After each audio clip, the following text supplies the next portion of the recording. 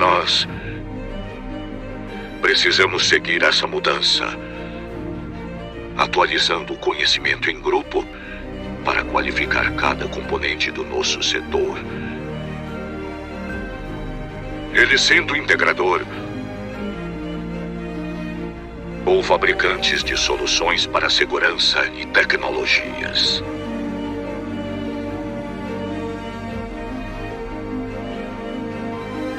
Mas não queremos apenas reproduzir ideias. Queremos evoluir. Queremos avançar. Seja parte desse avanço. Seja CD.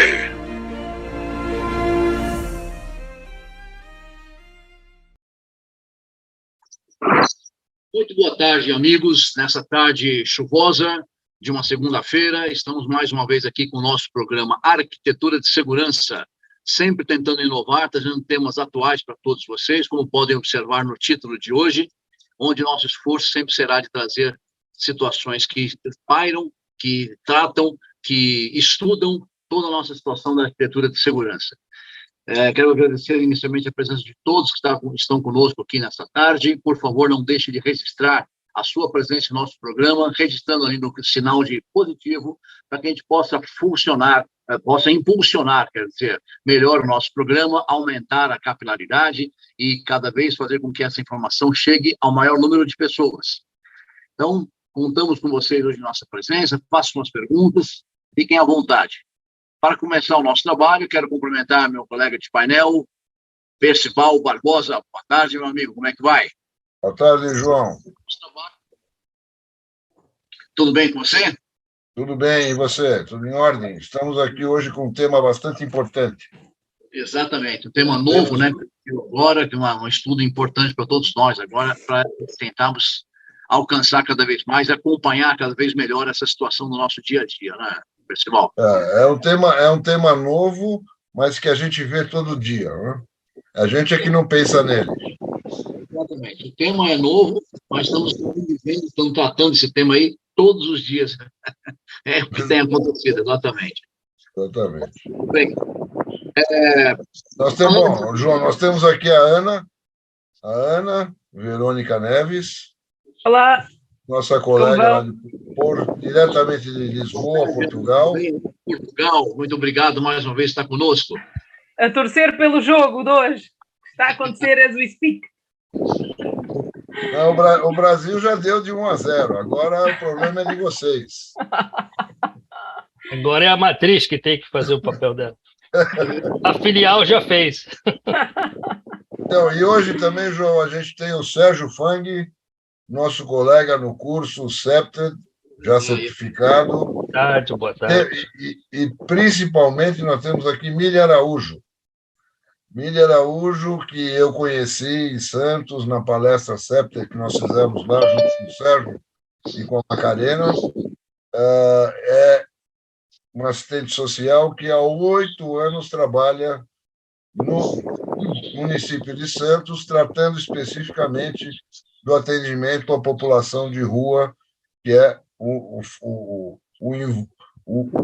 invólucro do nosso programa e da nossa discussão hoje. Miriam, por favor. Boa tarde a todos. Fico muito feliz em poder estar participando com vocês, que é um tema que é o histórico, urbano e mundial.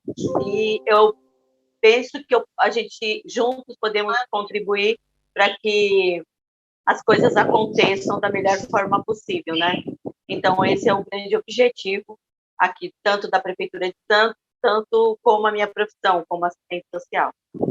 Então, mas você sabe, Miriam, que recentemente foi aprovada uma lei, não? Uma lei que proíbe o poder público de utilizar arquitetura hostil para afastar a população de rua, né? Então, o CEPTED tem uma visão sobre isso, né? O desenho da arquitetura, o desenho do ambiente contra o crime e para a redução do medo do crime, tem alguma coisa a dizer sobre isso, pesquisa isso, estuda isso, Temos aqui a Ana Verônica Neves, que é especialista nisso. Temos o Sérgio Fang, também nosso colega, que preparou uma pequena apresentação para colocar antes que a gente comece aqui a debater, a conversar. Então, Ana, eu vou pedir que a Ana e o Sérgio falem alguma coisa, se apresentem, e aí acho que o Sérgio poderia fazer a apresentação dele, né, João? Sem dúvida, claro. Para motivar o debate aqui, não? Ok. Então, boa tarde. Vamos falar então sobre arquitetura hostil, não é? Vamos falar sobre a primeira geração CEPTED, aquela que procura reduzir oportunidades para comportamentos indesejados, aquela que fica aquém dos objetivos da CEPTED e aquém dos objetivos iniciais e originais da CEPTED.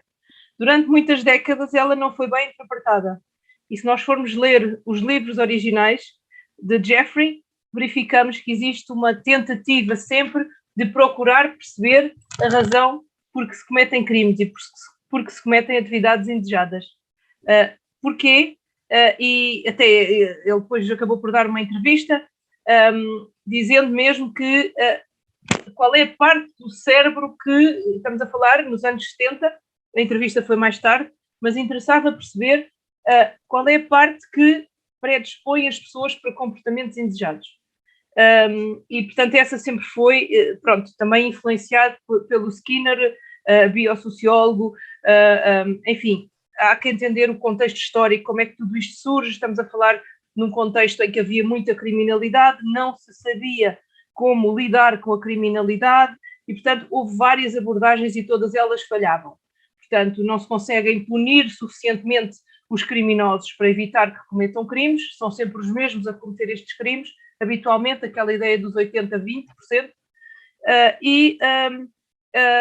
portanto, as medidas de prevenção nas vítimas, de sensibilização, não estavam a funcionar também e, portanto, vamos então intervir no contexto, no meio. Vamos então, através da prevenção criminal ambiental, reduzir as oportunidades através do desenho urbano ou do meio ambiente. Portanto, existem várias formas de traduzir crime prevention through environmental design. Nós em Portugal traduzimos como a prevenção criminal através do espaço construído. Foi um conceito desenvolvido por uma arquiteta, a professora Valsaci Heitor, e também tem um contexto também um bocadinho para além da construção física, é uma construção mental. Não é? Acho que foi uma ideia muito interessante. Mas estamos a falar do meio ambiente, prevenção criminal através do desenho urbano, do ambiente, enfim. Portanto, é sobre esta primeira geração que foi implementada e que ainda é. Nós vemos exemplos desses nos locais mais variados. Eu lembro-me que em Washington encontrei algumas situações deste género, mas é difícil, de facto, nós não identificarmos este tipo de arquitetura que vamos falar agora em qualquer cidade. Portanto, é muito fácil encontrarmos esta redução de oportunidades para desenvolver comportamentos indesejados. E então é sobre isso que vamos falar hoje. Então, Sérgio. Ok, vamos... Só para introduzir, o Sérgio ele foi nosso colega no último curso de certificação CEPTED, e o trabalho dele de certificação, inclusive, já abordava essa questão na Praia de Santos. Ele abordou essa questão porque ele notou que existia esse problema. E ele desenvolveu aqui uma pequena apresentação apenas para situar a questão, para que a gente possa, na sequência, debater. Então, eu vou pedir ao Sérgio que apresente o material que ele preparou para nós. A tela está cheia? Está. Tá. Ótimo, Vocês aparecem na frente dos slides ou não? Sim. Aparecemos. Mas está bom assim, Sérgio. Tá bom, sim. Está ótimo, está ótimo. Ok, esse termo, na minha pesquisa, eu encontrei que ele foi mencionado pela primeira vez por um repórter do The Guardian, Ben Quinn, em 2014, que fez muitos leitores se despertarem para esta questão, né? E perceberem essas práticas apontadas nas suas próprias cidades. O Percival comentou o projeto de lei do ano passado, 488, que foi aprovado pela Câmara, né, que é, na verdade, uma emenda ao Estatuto da Cidade que proíbe técnicas urbanas de caráter hostil ao livre trânsito das pessoas em situação de rua, né, nos espaços de uso público. Eu destaquei o uso público porque, veja só, se refere exatamente ao uso público e não privado. No artigo 2, ele pede a promoção de conforto, abrigo, descanso, bem-estar e acessibilidade da fruição dos espaços livres de uso público, né? E dos seus mobiliários e de suas interfaces com os espaços de uso privado. Ou seja, quando eu vejo essa emenda ao Estatuto da Cidade, eu vejo que isso é uma questão que atende a toda a população. Aqui eu não vejo nada específico para morador de rua. Eu também tenho direito a conforto, abrigo, descanso e etc. Eu acho que serve para todo mundo essa lei, como se diz, do padre Lancelotti, né? Bom, qual a sensação que propicia a arquitetura hostil, né? Ela dá uma sensação que o risco que pode ocorrer é que esse tipo de medida pode mudar a natureza dos ambientes públicos. Por exemplo, eles passam de inclusivos para exclusivos, por exemplo.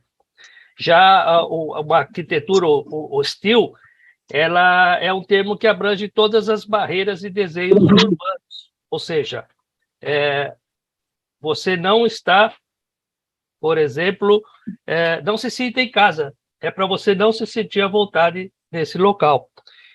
E também, com o aumento dos locais públicos administrados pela iniciativa privada, acentuou-se o problema, deixando pouca área para as pessoas se recostarem, vagarem ou socializarem sem a pressão de comprar, por exemplo. A Miriam está lá se movimentando, né? Está com o canal aberto. Bom, segundo pesquisadores assim do mundo todo, né, essa forma de desenho é empregada para manipular o comportamento, né? Precisava tirar esse desenho daqui, né? Vocês estão enxergando esse desenho aqui? Estamos. Como é que eu faço? Tem duas fotos aí. Tem duas fotos, é isso? Mas tem alguma coisa na frente? Não, está perfeito. Ela atrapalha para mim, tudo bem. Tem a grade nas escadas e tem as pedras no solo. Perfeito.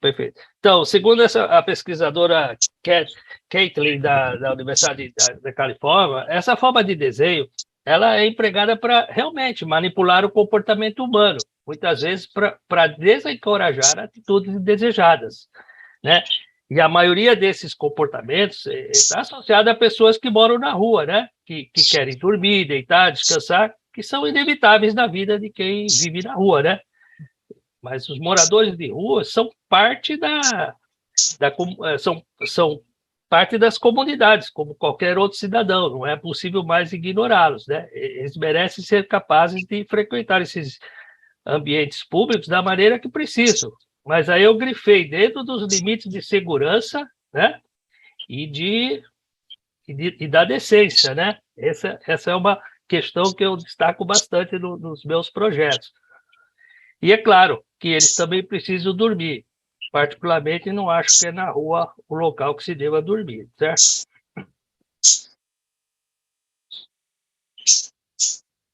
Então, vamos lá. As cidades, vocês arquitetos sabem melhor do que eu, são marcadas por uma diversidade de visões, o que gera realmente conflitos, mas também provoca inventividade. Quando se busca impor realmente uma única visão, se está se declarando guerra à diversidade de formas de viver e experienciar essas cidades, né? Afirmam normalmente os antropólogos. Aqui eu introduzi a questão da pichação. Existe uma lei federal também aqui no Brasil, né, que prevê pena de 3 meses a 1 ano de prisão mais multa, né? Então, existem pesquisadores que mencionam que as elites pensam que o espaço público também é uma propriedade, né? E acredita que quem está no poder, normalmente, né, se apropria de tudo o que é público, como fizeram até então.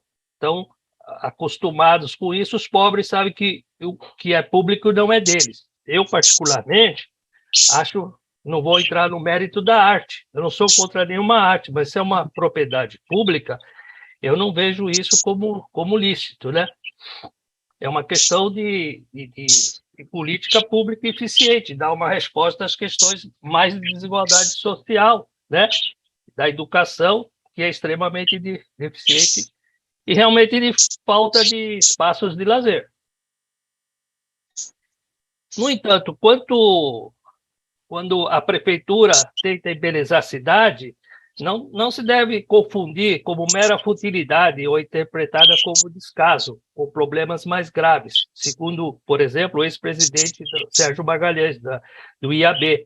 Imaginar que embelezar a cidade é reduzir os cuidados para com a desigualdade, ou mesmo reforçar a desigualdade, é um equívoco, ele afirma, porque o embelezamento da cidade representa uma qualificação do espaço público que é usufruído por toda a população.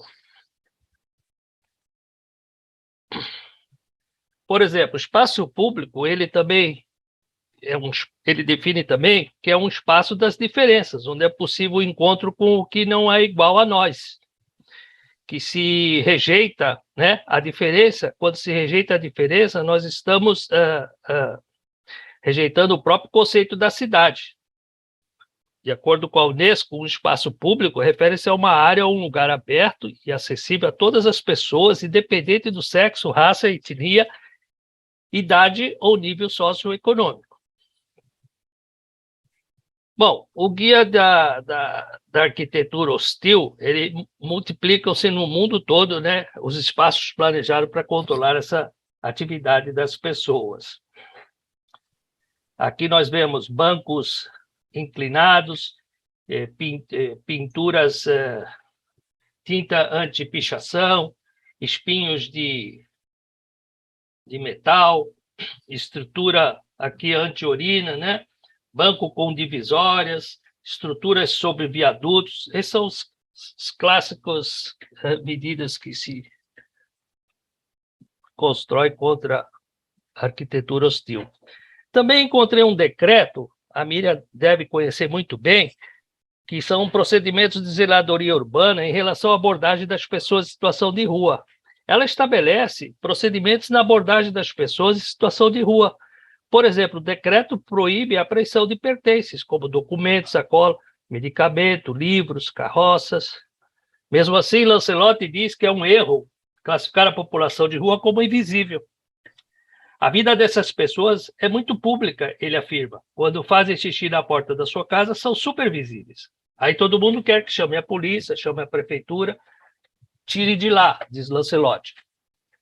Já o sociólogo Igor Rodrigues, né, de Juiz de Fora, explica que, como a vivência entre o espaço público e privado se entrelaça na vida de quem mora na rua, o espaço mais íntimo dessas pessoas, da higiene pessoal, da redação sexual, é justamente o espaço público, ressalta. Isso dá margem para que políticas públicas proponham acabar com o incômodo causado por elas. Um outro termo que se usou muito aqui no Brasil, o higienismo, né, seleciona a dignidade e a cidadania das pessoas. Quando falamos da retirada de cobertas, estamos falando de direitos fundamentais, inclusive o direito da propriedade. Bom, o CEPTED, né, e o morador de rua. Aqui eu aproveitei uma apresentação da Tara Hodgson, que já foi um pouquinho iniciado agora pela Verônica. Quando nós pensamos sobre CEPTED, principalmente em primeira geração, nós não pensávamos frequentemente em moradores de rua. CEPTED era sempre alguma coisa relativa à segurança. Adeptos do CEPTED são frequentemente chamados a responder a estas questões e preocupações quanto à segurança, com relação a moradores de rua, civilidade que o acompanham normalmente. Mas visibilidade de moradores de rua pode traduzir-se em sentimento de insegurança. Isso eu senti no meu projeto na praia aqui de Santos. Contudo, em razão de certas associações a esse sentimento de incivilidade social, né, aos moradores de rua ou crimes, existe muita desinformação e falta de conhecimento do problema.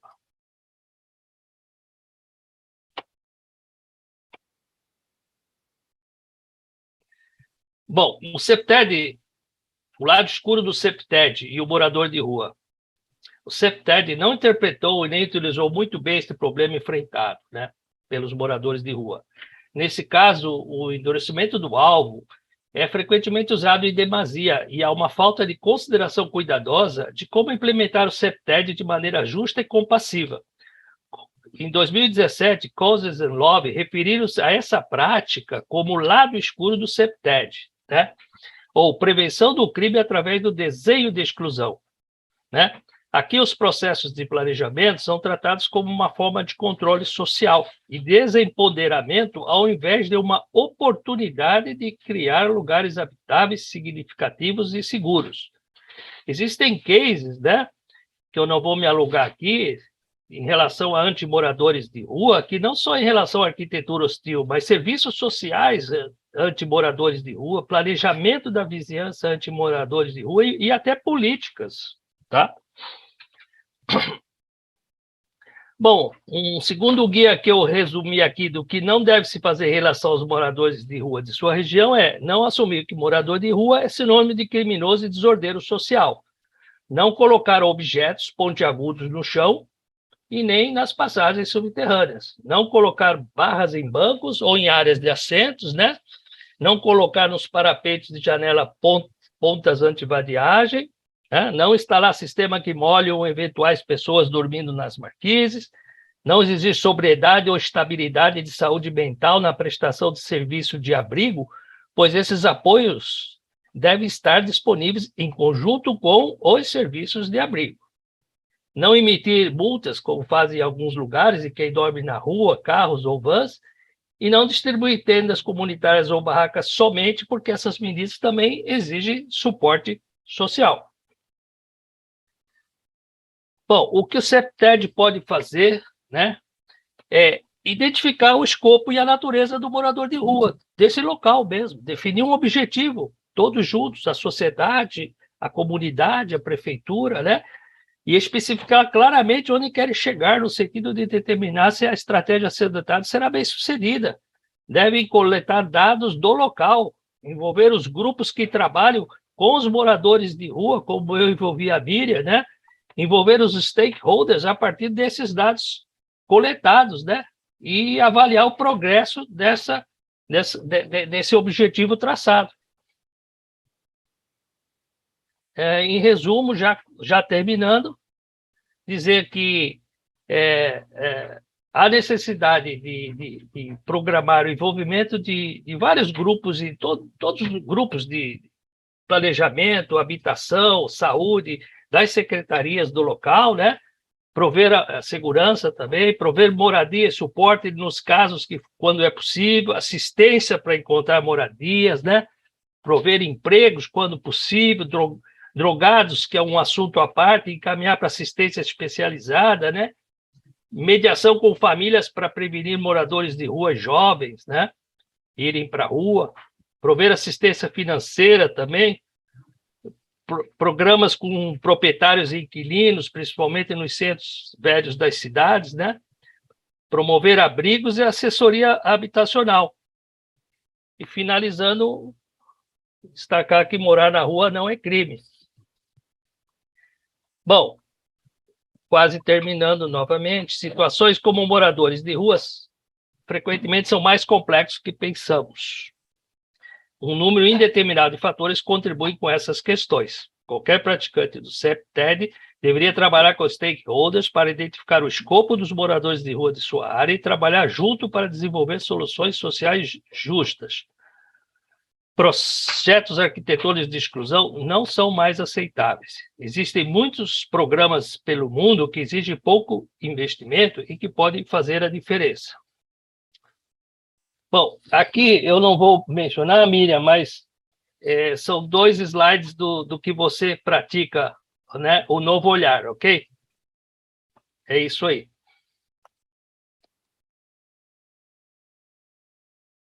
Muito bom. Muito bom, Sérgio. E a Miriam está sem som. Tá sem som? Miriam, a Miriam está sem som e a Ana também. E eu estou saindo aqui da apresentação. Isso. Já tenho som. Miriam, o alto-falante. Agora a Ana tá com som. A Miriam não. A Miriam está sem som ainda. Fica à espera que a Miriam, não sei se querem que eu vou só Pode dizer umas falar. palavras. Isso, pode comentar, Fantástico, Ana. Sérgio, Por favor. exatamente isso, excelente apresentação, isso é arquitetura ao estilo. A Tara é realmente Hodgkinson, se o teu nome estranho, é quem tem abordado esta questão e a integração e inclusão dos sem-abrigo, não é? Que resulta de um estigma, não é? E achamos sempre que são pessoas com problemas mentais e que são pessoas que nunca aceitaram ajuda, que são pessoas excluídas das regras sociais, que não... De facto acontece, é verdade, mas vivem do estigma. E a CEPTED procura envolvê-los neste processo e é isso que a Tara defende. Eu queria dar a oportunidade à Miriam para falar, enquanto profissional que lida com estas questões diariamente. Bom, nós estamos falando de um grupo populacional que é heterogêneo, né, que possui em comum a pobreza extrema, né, muitas pessoas vão parar nessas ruas, que os motivos, às vezes, são rompimentos familiares, que são fragilizados ou interrompidos de alguma forma pelo uso abusivo de álcool e outras drogas, a moradia convencional, né, que também faz parte, o que possui, o que acaba acontecendo com a população em situação de ruas? Eles acabam ocupando os logradouros públicos, né? Esses espaços para moradia e sustento acabam esmolando, isso incomoda um pouco a população, né? De forma que, às vezes, eles usam de forma temporária, mas é a nossa realidade que nós vivemos, e o grande entendimento que nós temos aqui na cidade é que a gente quer essas pessoas nos acolhimentos, para que possamos cuidar dessas pessoas.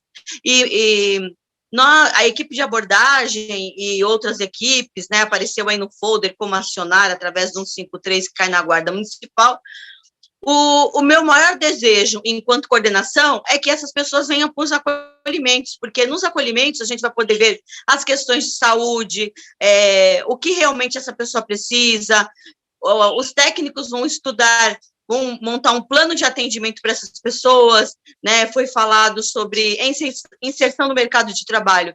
Nós temos o programa Fênix, né, que tem 100 vagas para pessoas em situação de rua, porém precisa de uma capacitação, né, para essas pessoas, e a gente aumentou esse número, né, que eles recebem um salário mínimo, né, uma cesta básica, vale transporte, são acompanhados e tem uma duração de 18 meses, só que a gente pretende que em menos de 18 meses essas pessoas já estejam inseridas em algum emprego já registrado formalmente, para eles saírem dessa condição, né? Então, isso é o que a gente espera, mas nós temos inúmeros acolhimentos e essa é a situação aqui da nossa cidade, né? Então, a gente, inclusive, a gente está abrindo o plano verão aí para ver quem são essas pessoas que estão na orla da praia, como é um trabalho do Sérgio, e que chamou muito a atenção, e nós estamos fazendo um projeto verão aí, vamos intensificar nossas abordagens para acolher cada vez mais essas pessoas, para que elas saiam dessa condição. Nós, em Portugal, temos essa comunidade muito também dependente de alguma coisa, ou de drogas, ou de álcool. Não sei se ficam dependentes depois de irem para a rua, ou se já eram e depois a rua é, de facto, o último refúgio, é a última oportunidade que têm de se manter, de alguma forma. Temos comunidades que os apoiam, mas acho que são a mais as comunidades, porque a dada altura já existem muitas associações a apoiar o mesmo grupo, que requer alguma articulação entre si, mas temos também tentativas de retirar as pessoas da rua, várias tentativas que muitas vezes são recusadas. Temos um grande problema que é as pessoas têm animais, cães, e os abrigos não os deixam levar os cães. Isso é um grande problema que os afeta e que os faz recusar o apoio, porque acabam por ser a única companhia que têm. Portanto, se lhes tiram um animal, isso é muito trágico, e nós não estamos a conseguir lidar com esta questão. Pronto, eu penso que os problemas são semelhantes, não é? É uma Com condição relação a humana. animais, eu gostaria era uma das questões que era um empecilho para eles irem para os acolhimentos por conta de animais, e todos os nossos abrigos têm canil, inclusive no Centro POP, que é o Centro de Referência Especializado para a População de Rua. Enquanto ele passa por atendimento, no subsolo, a gente tem 5 baias, que enquanto ele está passando por atendimento, ali o animal fica até ali, tem alimentação, tem água, enquanto ele passa por atendimento. Então, entendemos que é uma situação que vinha aumentando cada vez mais, né, por conta do animal, e todos os nossos abrigos têm canil. Miriam, na sua experiência aí na cidade de Santos, existe algum local, ou vários locais, em que esses moradores de rua se concentram, ou são espalhados pela cidade toda?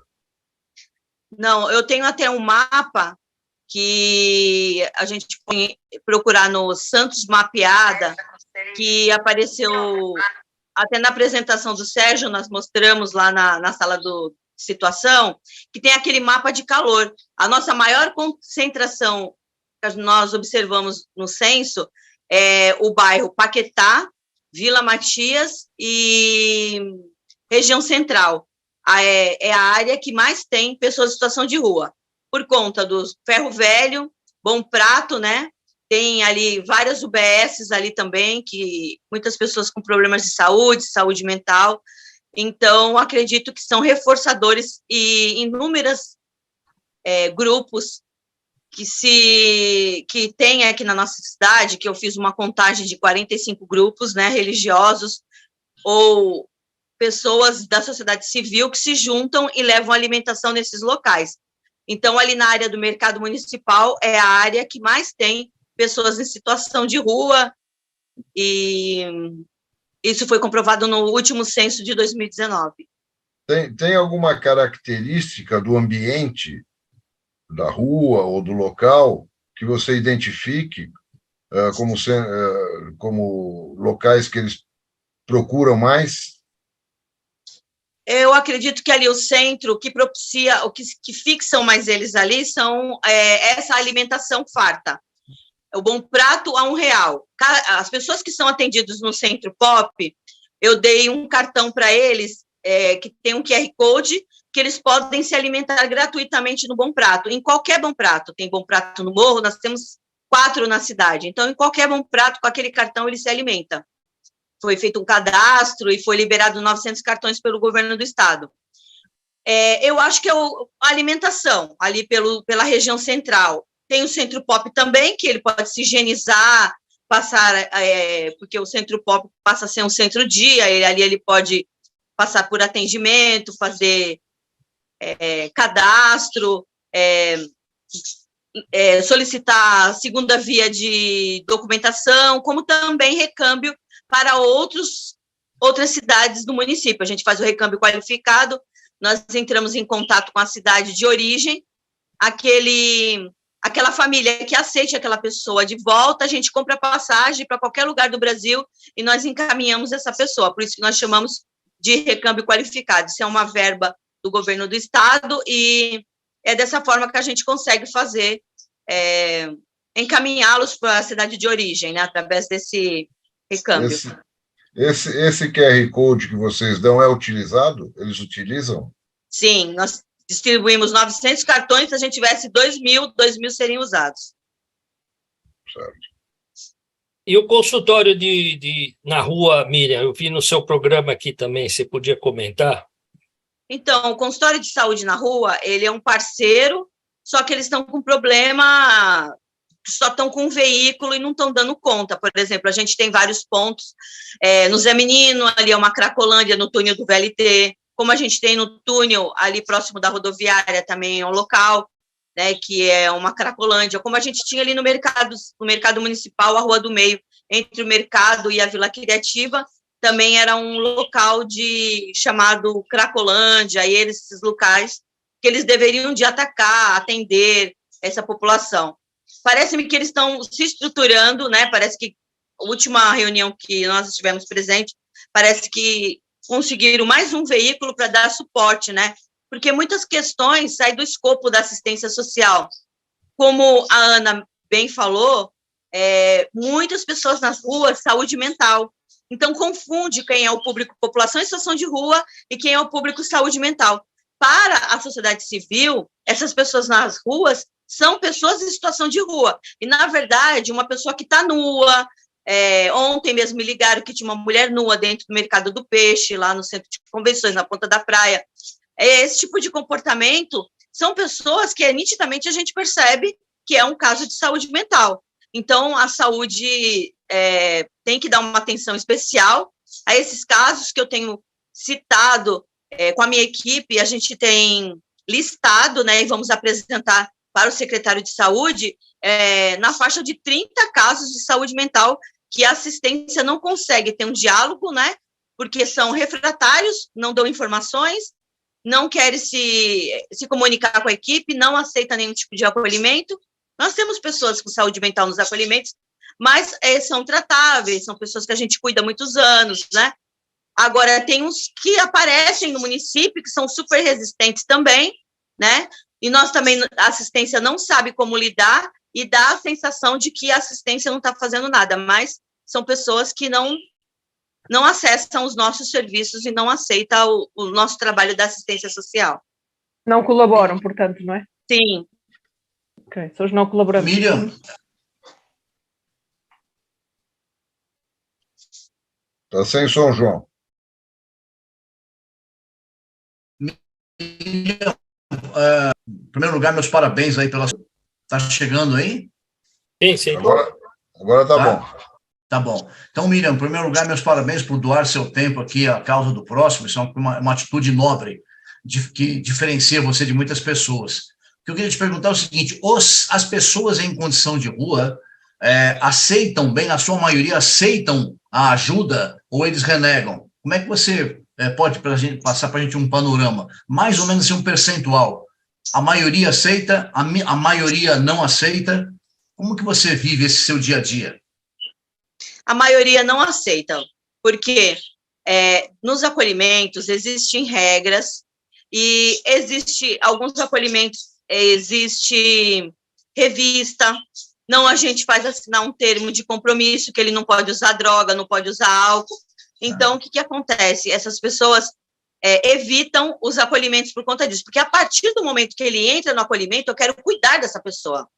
Eu vou ver as questões de saúde, vou ver tudo que é possível, tirar documentação, então vai ter um contato muito próximo. E na rua, eles têm toda a liberdade, no abrigo a gente tem horário, a gente tem regras, o horário para lavar roupa, o horário que vai ter, tem que arrumar a sua cama, é uma atividade para aquela pessoa ficar em movimento mesmo, né? E aí, muitas vezes, eles não aceitam vir para os acolhimentos. Então, eu vou te responder que a maioria não aceita por conta das regras. Mesmo a gente facilitando, era um dificultador os animais, a gente já procurou colocar para ser um atrativo o canil, mas a maioria não aceita. Muitos, por exemplo, que nem foi o trabalho do Sérgio na Orla, por que eles não vêm para a região central onde tem os acolhimentos? Eles fazem um trabalho escravo, né, que eu vou dizer assim, um trabalho análogo, na orla da praia, nos quiosques, colocando os carrinhos na areia da praia. Eles ganham na faixa de 30 a 50 reais no final do dia, às vezes são pagos por bebidas, e por isso que eles ficam em torno do todo o jardim da praia, dormindo nos bancos, esperando o seu horário para poder retirar aqueles carrinhos da areia, né? Isso é uma outra secretaria que tem que trabalhar com a fiscalização, quem são essas pessoas contratadas, para que não explorar a mão de obra barata, né? Porque chegam a pagar 20 reais, 30 reais, eles passam ali o dia inteiro, né? Eles já começam a consumir álcool por ali, e é lógico que eles não vão querer ir para acolhimento, porque ali eles acham, dormindo próximo aos quiosques, eles podem acessar o banheiro. É uma discussão longa com relação a isso, mas também eles estão próximo ao trabalho deles ali que eles não conseguem perceber que eles estão sendo explorados. E mesmo que a gente fale, não, vamos para o acolhimento, a gente pode conseguir um emprego para você, eles não acreditam e querem continuar naquela condição, né? Ou talvez pela liberdade, ou é uma decisão da pessoa, né? A gente deixa ele livre para ele poder escolher o que é melhor para ele, mas a maioria não aceita, respondendo a sua pergunta. Agora, Miriam, por que esse morador de rua incomoda? Ele causa uma sensação de insegurança para os munícipes, principalmente, né, como foi bem apontado pelo Sérgio, em todos os seus slides, a gente apontou também, ele causa uma sensação de segurança. Muitos deles, realmente, né, são egressos do sistema prisional. São pessoas que é muito fácil, a região metropolitana são tudo muito perto. Por exemplo, Peruíbe, Mongaguá e Bertioga não faz acolhimento para a população em situação de rua. Esses municípios não pegam recurso do governo federal nem estadual, porém eles não têm essa prerrogativa de fazer acolhimentos. E aí sobrecarrega o município de Santos, que é uma cidade que é histórica, né? Já é terra da liberdade, terra da caridade. O Porto também, eles vêm com muita expectativa de outros lugares que vão conseguir empregos fácil no Porto, e não é assim, as coisas não acontecem dessa forma. E depois, quando eles se deparam com essa frustração de não conseguir um emprego fácil, permanecem ali, naquela redondeza do espaço que eu falei, que é Paquetá, Vila Matias e o centro e a região centro histórica, que é a maior incidência de pessoas em situação de rua. Muitos deles sabem do projeto Fênix. A gente fala que para uma das condições para ir para o nosso projeto, para receber um salário mínimo e tudo aquilo que eu já falei, ele tem que estar acolhido. É uma das questões. A gente não tem como colocar no projeto sem que eles estejam acolhidos. Isso é um dificultador também para eles, né? Existe a possibilidade, mas eles, às vezes, vão optar por reciclar e vender nos ferro-velhos aí do centro. Miriam, você que trabalha todo dia com isso e tem dados, existe alguma relação da concentração dessas populações em alguma região da cidade e os índices de criminalidade? E quais tipos de crime? Eu não tenho esse dado. É interessante você tocar nesse assunto, porque a gente precisava ter uma conversa com o sistema penitenciário, principalmente de Mongaguá, porque eu não entendo, porque eles já saem de lá com o endereço do Centro Pop. Eles saem com o papelzinho, Amador Bueno 446. Se a pessoa mora em Sorocaba, a gente já entrou em contato com a assistente social lá do sistema penitenciário lá de Mongaguá, e ela fala, ele disse que tinha parente em Santos, mas os parentes dele é de Sorocaba, por que vocês não dão recurso para ele? Porque nós não temos esse tipo de recurso. Então, eles ficam em torno ali do Centro Pop, mas eles também não podem sair, nós também não podemos comprar passagem para uma pessoa que tem uma saidinha, por exemplo. Ele teve uma saidinha no Dia dos Pais, no Dia das Mães, ou na Páscoa, no Natal. Eles ficam em torno ali do Centro Pop para se alimentar, se higienizar, e acabam, às vezes, nem voltando para o presídio. Eles têm tempo para voltar, né? E a gente se depara, muitas vezes, com pessoas que vêm na saidinha e acabam ficando ali em torno do mercado municipal. Muitos são abordados pela guarda municipal, e a guarda, quando puxa a ficha dele, vai perceber de que ele é uma pessoa que já passou ao período da liberdade e agora já passou a ser um procurado. Então, encontra-se muito nessa região pessoas nessa situação. Quer dizer, existe muito egresso do sistema penitenciário, mas isso eleva o índice de criminalidade na região ou não? Não. Eles cometem crimes nas ruas? Eles não têm... Você pode perceber eu participo dos CONSEGs, os Conselhos de Segurança, inclusive baixou os índices de criminalidade aqui em Santos. E nessas regiões eu fico observando, não tem, eles reciclam mesmo, pegam papelão. O que está acontecendo muito, por exemplo, é na orla da praia, roubando fio, equipamentos da prefeitura estão sendo saqueados por conta de fio, mas não propriamente na região onde tem mais a concentração deles.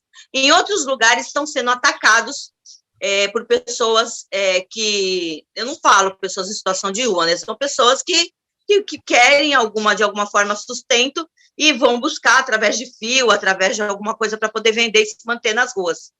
E esse pessoal egresso do sistema penitenciário é uma porcentagem grande dessa população de rua ou não? Não, não é uma porcentagem alta, não é. Vários Não. fatores levam essas pessoas a irem para a condição de rua, mas é uns 2% dessa população. De 0 a 100, 2% só. Tá. Porque eu estou conversando isso com você para entender o que incomoda as pessoas, né?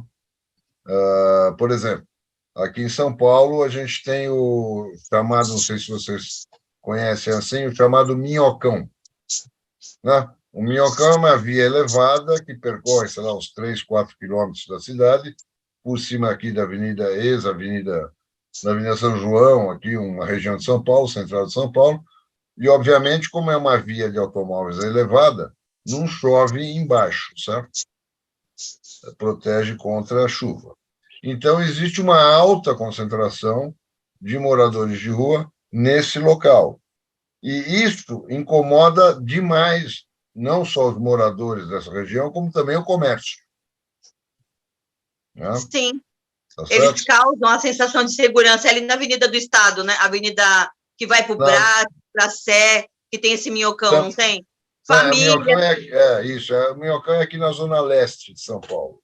Mas tá? eu observei, eu fui no Brás o mês passado, e eu observei, cheguei a algumas praças, vi até crianças, e aqui na cidade a gente não vê isso. Crianças, famílias, a gente não tem essa situação aqui na nossa cidade. A maior parte, 85% da população em situação de rua é masculina. Eu não sei se o Sérgio, quando desenvolveu o trabalho dele, conversou com alguma dessas pessoas da Orla, né? Dessa população de rua na Orla de Santos.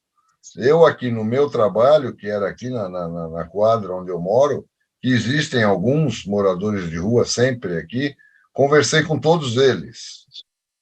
Tá? Um deles, por exemplo, me disse que a família dele mora em Minas Gerais.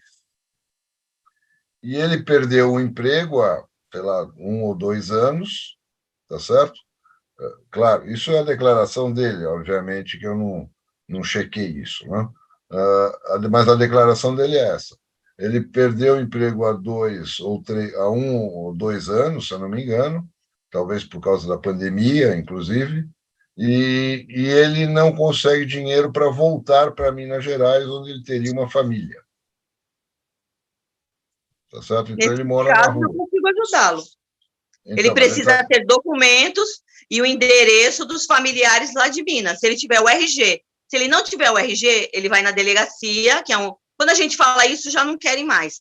Tem que ir na delegacia, é válido por 1 mês o boletim de ocorrência, se ele foi assaltado, perdeu o RG. Fazemos o operador acompanha, faz um boletim de ocorrência.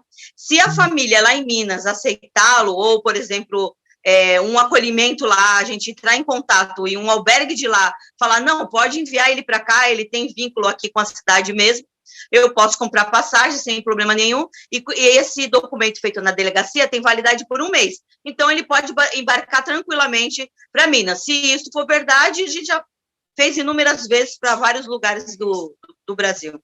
Então, existe uma população que tem vamos dizer assim, uma situação, vamos dizer, momentânea, tá certo? Que talvez precise de ajuda para se recuperar, não é? Agora, tem uma série de pessoas com problemas mentais que acabam às vezes até abandonadas pela família, pela própria família. Às vezes a família expulsa de casa, não é? O sujeito, porque ninguém suporta mais conviver com ele. E ele vai parar nas ruas, tá certo? E aí ele procura locais, basicamente, onde ele possa conseguir comida. Né? Acho que é o primeiro ponto, é conseguir comer 1 vez por dia, pelo menos. Tá certo? Agora, e aí eu dirijo a minha pergunta para a Ana. Ana, o que o desenho do ambiente pode ajudar nisso? Bom, o desenho do ambiente não são só apenas condições físicas, não é? Senão estávamos ainda a falar na tal primeira geração e então isso era facílimo de resolver. Era, portanto, retirar as oportunidades que eles procuram. O que é que estas pessoas procuram em determinados locais? É abrigo, em primeiro lugar, para guardar os seus pertences, porque podem, por muito que não tenham nada, têm qualquer coisa sua que eles querem manter. Nós temos até aqui em, em Lisboa e em Portugal um conjunto de, não, eu diria que tem mesmo esse nome de máfias, de sem-abrigo que, portanto, alugam, arrendam espaços para os sem-abrigo dormirem, debaixo das arcadas, debaixo de determinadas arcadas. Portanto, é tudo negociável, não é? Até o espaço público para se dormir. Como é que o desenho urbano pode... Bom, como é que a CEPTED pode evitar estas situações? Claro que existem discursos, e os discursos, muitas vezes, depois, quando vamos confirmar a história, não é nada disso, não é nada disso. Também pode ser. Mas tentamos ajudar e as pessoas merecem ser ajudadas. É esse o nosso papel enquanto funcionários públicos, sem dúvida. Mas muitas vezes vamos procurar qual é a verdadeira razão e não é aquela primeira imagem que dão, não é da realidade. No entanto, falando da segunda geração CEPTED, estamos a falar de identificar um conjunto de pessoas, assim como a Miriam, que entende e que serve de interlocutor entre esta comunidade tão vulnerável, porque mais vulnerável do que esta não existe, não é? A pessoa já não tem nada. Portanto, esta talvez seja a comunidade mais vulnerável da sociedade. E, portanto, que os represente e falando com eles, tentando, sabendo que, pronto, existem problemas mentais associados, existem problemas de, talvez, alguma dependência. Nós aqui em Lisboa temos, e em Portugal há sempre qualquer dependência, ou de álcool, ou drogas, ou, enfim, e também problemas mentais. As regras são muito difíceis de cumprir quando se habituam à rua. Portanto, quanto menos a pessoa estiver na rua, melhor, porque depois habitua-se a uma forma de estar que dificilmente depois consegue sair. Essas regras de horários são muito difíceis, de facto, de interiorizar e de passar a assumir de novo. Depois existe também uma grande descrença nas instituições. Portanto, as pessoas, quando são abordadas, acham que não vale a pena porque é mais uma instituição, é mais uma abordagem que não vai atender às suas necessidades. Pois há também a dificuldade de comunicar, como comunicar com estas pessoas, como dar-lhes, no fundo, o que se pretende é dar-lhes um plano de vida, porque estas pessoas não têm planos de vida, não é?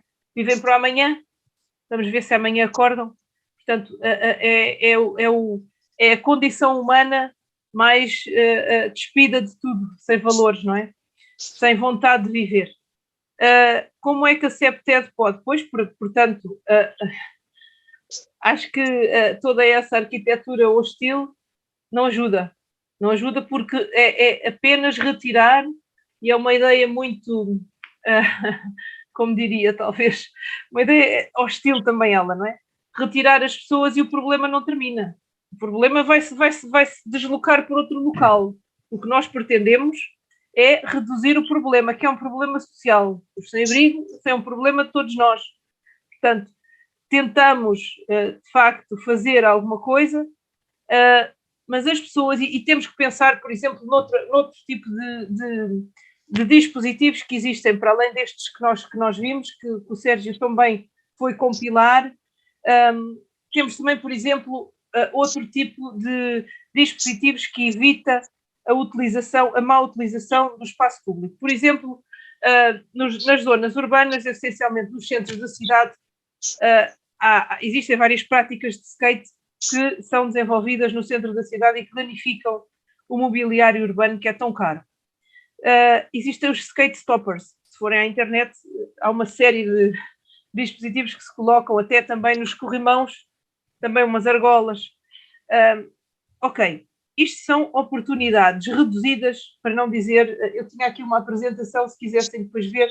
Existem também outras, por exemplo, vi uma vez um banco, imaginem isto, um banco de jardim em que se coloca dinheiro e baixam os pinos e quando acaba o tempo voltam os pinos a subir. Quer dizer, o que é isto? Onde é que nós já chegamos, não é? Com o público é o espaço, não é? E, portanto, o que é que se pretende nestas situações? Envolver as pessoas, tentar dar soluções porque a utilização da rua para cama e para viver não é a utilização adequada. Não foi para isso que a rua surgiu, não é? Portanto, todo o espaço tem um objetivo para ser utilizado. Claro que existe flexibilidade, existe compreensão, mas estas pessoas precisam de ajuda. A CEPTED, neste caso, o que é que pode fazer? Realmente, vamos legitimar esta utilização? Esta é a eterna dúvida. Vamos legitimá-la? Vamos criar condições para viverem naquele território? Sim, não, porque se verificarmos, estas pessoas procuram espaços abandonados, espaços que dêem a ideia de descontrole, espaços que dêem a entender que ali é possível eles desenvolverem uma atividade que não é desejada. Portanto, são espaços degradados, são espaços sem iluminação, habitualmente, e são espaços que os deixem de alguma forma dormir pelo menos a hora que quiserem, não é? De noite habitualmente. Portanto, são espaços isolados, descontrolados. O que é que se pretende com a CEPTED? De facto, era reduzir estas oportunidades, fechar os espaços, pôr plantas, existe uma série de vegetação hostil também, com cactos, etc. Isto não ia resolver o problema, ia deslocar o problema. Não é? Portanto, neste caso, envolver os destinatários, que são os sem-abrigo. Neste caso, os destinatários são quer os sem-abrigo, quer as pessoas que frequentam estes espaços. Mas estes espaços habitualmente não são frequentados. Não é? São espaços isolados. Mas, são aqueles espaços... Ana, Sim? Ana, falando com a Miriam, agora, do ponto de vista das pessoas que moram na região, dos comércios que estão estabelecidos na região, Miriam, como é que eles encaram isso? O que eles podem fazer? O que eles devem fazer? Então, a metade da população de Santos, né, 50% dela é a cidade caridosa, que leva alimentação, e 50% da nossa cidade é higienista. Eles passam a ligar na secretaria pedindo tira, recolha e remova essa pessoa da minha porta. Então, são 50%. Cronifica aquela pessoa naquela situação, dando alimentação, um cafezinho com leite, um pãozinho, mas eu não quero na minha porta. Eu vou te dar alimentação, mas você vai ficar na porta do vizinho, né? Outra situação também que tem é nos comércios, alguns comércios pedem para aquelas pessoas em situação de rua ficarem ali, dormindo com seu papelão, porque ele evita de ser assaltado. Olha, só que amanhã de manhã eu quero tudo varrido, eu quero limpinho, e eu ainda te dou 10, 20 reais porque tu tomou conta da minha porta. Existe isso também. Então, 50% da cidade não quer essas pessoas, nem ver essas pessoas, e 50% da cidade fazem campanhas até doação de roupa. Agora, no Natal, você vê levando ceias, presentes, tudo que você pode imaginar levando para essa população. Então, agora, no verão, vão invadir pessoas aqui para a nossa cidade, vai aumentar esse público de população em situação de rua. Mas é legítimo que as pessoas ajam dessa forma. Quando a gente fala higienista, né, é uma coisa que remonta, tem alguma conotação mais grave, né, vamos dizer assim.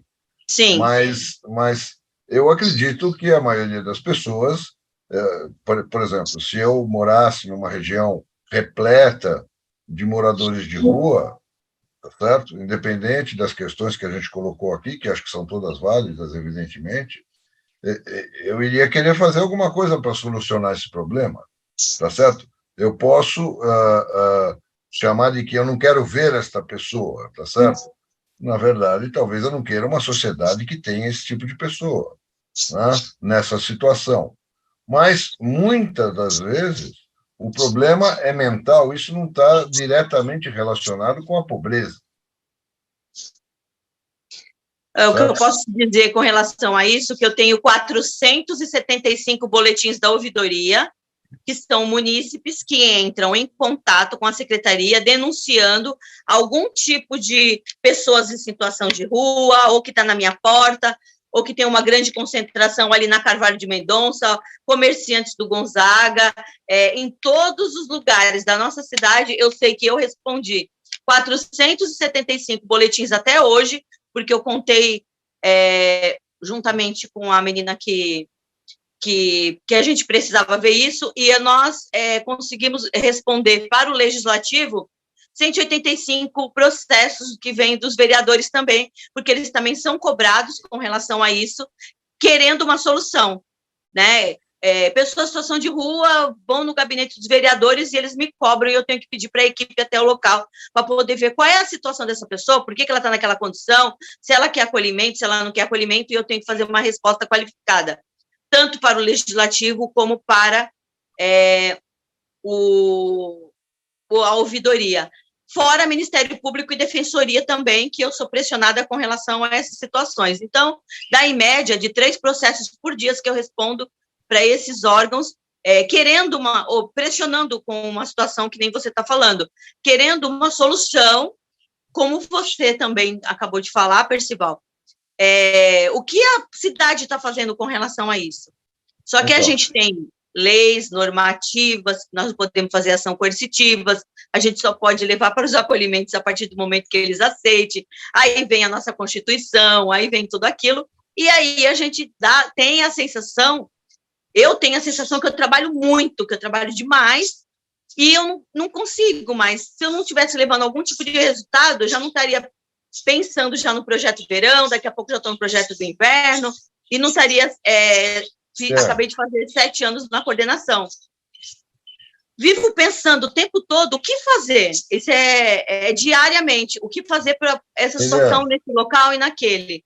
Esse é o meu dilema diário, né? E eu saindo da coordenação, o problema ainda vai continuar. Eu acho que todos aqui dão os parabéns à sua dedicação, ao seu trabalho. Isso é uma coisa excepcional, realmente. E eu queria saber, todo mundo vai falar alguma coisa para finalizar, a gente está chegando no final. Mas eu queria que você, então, deixasse um conselho. O que você precisa, ou que conselho você dá para os moradores, os comerciantes, no que eles podem realmente ajudar? Bom, eu aconselho a ligarem no 153, caso a pessoa peça ajuda, contem alguma história, fui assaltado, perdi meus documentos, entre em contato. A equipe especializada em abordagem social vai até esse local, conversar com essa pessoa, verificar a história se é verídica, vai levar para o Centro Pop para ele se higienizar e ver documentação, e aí só a partir desse primeiro contato que a gente vai conseguir ou fazer um recâmbio ou um acolhimento, ou até um atendimento bem rápido ali para aquela pessoa, para que ela tenha uma condição digna, né, de poder, ninguém quer aqui que as pessoas deixem de existir. A gente está aqui para pensar juntos o que a gente pode de melhor, nós todos, fazer para esse público, que desde que existe rua, existe pessoas nas ruas. A gente quer o melhor para eles e dar as melhores condições. Ligar no 153, cai na Guarda Municipal, a Guarda aciona a equipe especializada em abordagem social, e aí, sim, a gente vai passar a cuidar dessa pessoa. 153. 153. Ok. João, por favor, você faz aí as honras da casa. Tá certo. Quero agradecer, então, a quem esteja conosco. É importante ver como é interessante e necessário nós vermos todos os lados que envolvem a problemática de uma cidade. Não podemos só ver o lado de quem reclama, tem que ver o lado de quem sofre e o lado de quem cuida, para que a gente possa formar aí uma união dessas importantes visões para chegar a uma conclusão que seja realmente efetiva e não simplesmente algumas coisas que são tidas como a experiência de cada um ou a conveniência de cada um para a solução dos problemas da cidade. Um exemplo que isso aí me trouxe agora foi o depoimento, apesar de rápido e superficial, mas cheio de contexto que a Miriam nos passou sobre a problemática individual de cada situação, de cada grupo de moradores de rua e as pessoas que, de alguma maneira, convivem, compartilham, sofrem ou, às vezes, até renegam essa situação. Muito importante seu trabalho, Miriam, realmente obrigado em nome da população. Sérgio Fang, muito obrigado pela sua visão estudiosa aí dessa questão. Ana Verônica, obrigado pelo seu depoimento, contextualizando para nós tecnicamente. E, claro, o pessoal Barbosa em organizar que essas pessoas estivessem conosco para poder trazer esse conhecimento para o nosso público, tá certo?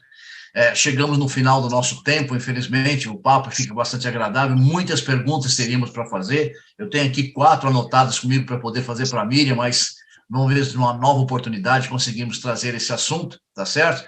E eu queria, então, deixar para cada um de vocês, para que pudesse passar a despedida de vocês para o nosso público que nos acompanhou, os que estão agora conosco e os que verão esse programa gravado no futuro. Então, por favor, fiquem à vontade. Eu queria começar pelos nossos convidados, abrindo a palavra primeiro para a Miriam Araújo.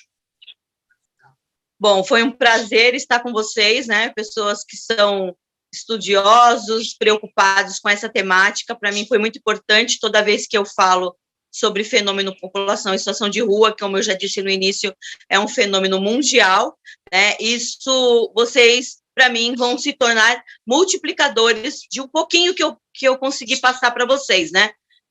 Porque o meu maior objetivo é cuidar dessas pessoas, né? E várias pessoas pensando junto, a gente consegue chegar a esse ideal que é cuidar e acompanhar essas pessoas para que não saiam dessa condição, consigam conquistar a autonomia e o seu empoderamento novamente e sair definitivamente dessa situação.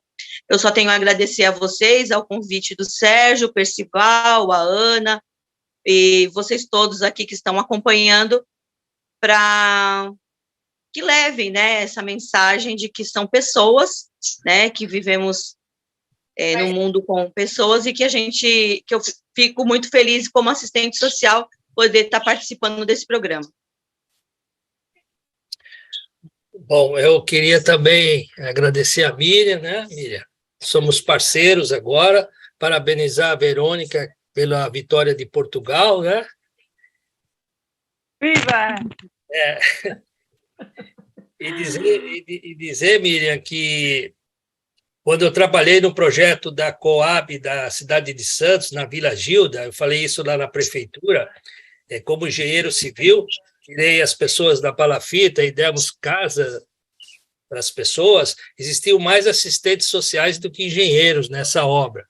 Portanto, essa questão do morador de rua passa realmente pela necessidade de assistência social, é um problema de desigualdade social, e no trabalho que eu fiz, eu aprendi que, independente do desenho, e aí entra a questão da terceira geração, Verônica, é o envolvimento, sim, da comunidade, mas não só da comunidade, das autoridades também. Eles têm que se empenhar muito, muito, muito mais, porque existe muita verba para isso, muita verba mesmo. Então, os vereadores, em vez de reclamarem que estão indo lá, eles têm que ajudar e trazer muita verba, porque com muito pouco a gente pode ajudar essa população. É isso, Sérgio. Queria fazer aqui um apelo, vamos honrar o Charles Ray Jeffrey, que é o criador do CEPTED, e, de facto, chegar àquela ideia que era, de facto, original, que a CEPTED são pessoas, portanto, são orientação de comportamentos humanos. E, portanto, é difícil fazermos apenas uma arquitetura ou um desenho impositivo. Não funciona. De facto, não funciona na maioria dos casos. Alguns pode funcionar a outros, mas na maioria, e essencialmente, cuidado com as comunidades vulneráveis. Elas já estão vulneráveis. Neste caso dos sem-abrigo, é impossível estar mais vulnerável do que viver na rua e não ter um teto, não é? Portanto, muito obrigada pela sua partilha, Miriam, Sérgio. É fantástico, de facto, ter... vocês são os olhos, não é? São os olhos de quem não pode falar, são a voz de quem não é muitas vezes incluído nos projetos, e é convosco que os arquitetos e que os urbanistas devem ser contados. Obrigada. Isso aí. Muito obrigado. A palavra-chave, João, é solidariedade, não? Verdade. Todos nós queremos uma sociedade solidária. Isso. Certamente. Obrigado pelos nossos convidados, Miriam, pelo seu depoimento, Sérgio, pelo seu estudo, nossa participação desde Portugal, com a simpática presença da Ana, Verônica, obrigado, Percival, mais uma vez juntos aqui no programa. Agradecemos a todos pela presença de mais esse estudo. Por favor, divulguem, compartilhem esse tema, porque pode ser o nascedouro de uma organização, de uma sociedade mais justa para todos nós, para todos os nossos semelhantes, tá certo? Até uma próxima oportunidade no nosso programa, nosso programa Arquitetura de Segurança. em que estamos aqui presentes, juntando temas importantes nessa área de convivência, de habitabilidade para a nossa cidade. Obrigado a todos pela participação. Até um próximo evento que nós vamos anunciar. Tenha uma boa semana. Obrigada, boa noite. Obrigada, igualmente.